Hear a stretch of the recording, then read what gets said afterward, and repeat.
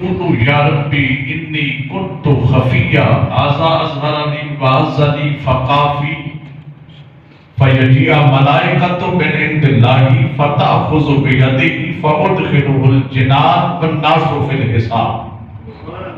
امام حسن بصری کہتے ہیں قیامت کا دن ہوگا، اسلام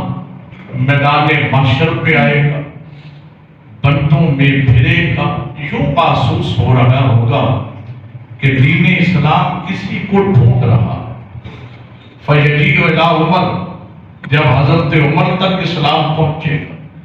فَيَأْخُذُ بِيَدِهِ، اسلام حضرت عمر کو ہاتھ سے پکڑ لے گا، فَيَصْعَدُ بِهِ إِلَىٰ بُطْنَانِ الْعَرْشِ، عرش کے سائے میں لے جائے گا، فَيَقُولُ يَا رَبِّ إِنِّي كُنْتُ خَفِيًّا،